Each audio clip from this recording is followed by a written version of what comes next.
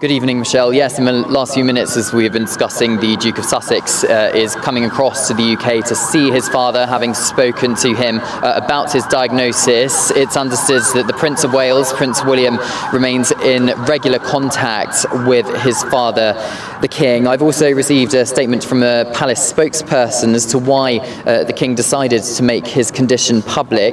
It says that the King has elected to make his diagnosis public once the schedule of the treatment has begun, noting that as Prince of Wales, he was patron of a number of cancer-related charities, and in this capacity, His Majesty has often spoken publicly in support of cancer patients, their loved ones, and the wonderful health professionals who help care for them. Now, I've also received some information regarding Her Majesty the Queen and her role in all of this. It's understood that the Queen is preparing to support her husband, the King, but she is going to continue with a full programme of public duties. So that is different to Prince William, who chose to step back from public duties when the Princess of Wales went into hospital for her abdominal surgery. Prince William's only going back to public duties tomorrow, but it is understood that the Queen, although she is preparing to play a very important role throughout the King's treatment,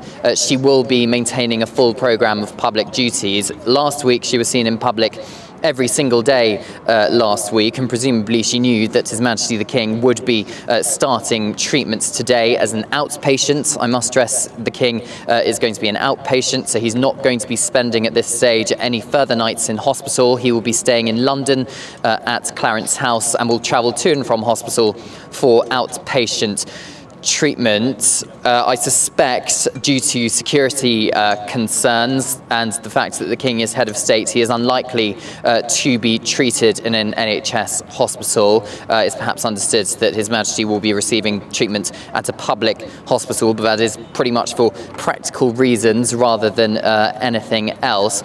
The Duke of Sussex, as I said, is flying across to the UK to spend time with his father, but this clearly is going to come as a bit of a shock to the public. So just to recap, if you're just tuning in to us here on GB News, the King has been diagnosed with a form of cancer.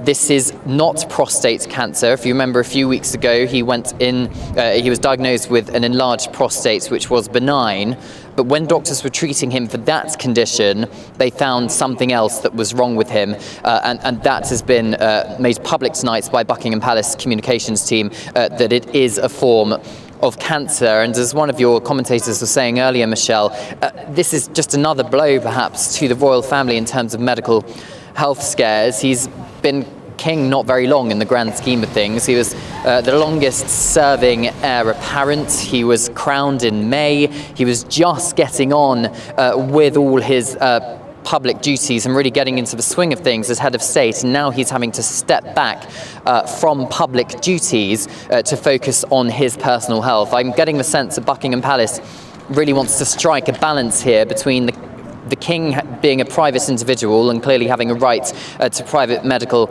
information, and we're not going to speculate as to the kind of cancer that he has, other than to say it's not prostate cancer, because that's what Buckingham Palace has told us, but also being mindful of the fact that he is head of state, and therefore there is a public interest in us knowing about the health of the monarch. And it reminds me really of back to September and the summer of 2022, in the run-up to Queen Elizabeth II's passing away, and the palace were pretty silent, and this is changed really with the new reign of King Charles III. We are being given a lot more information about medical details to do with His Majesty the King, and we're told that the King wants to make his diagnosis public because he wants to encourage others to seek support if they're experiencing symptoms, and perhaps sympathise with other families around the world going through the same thing as him.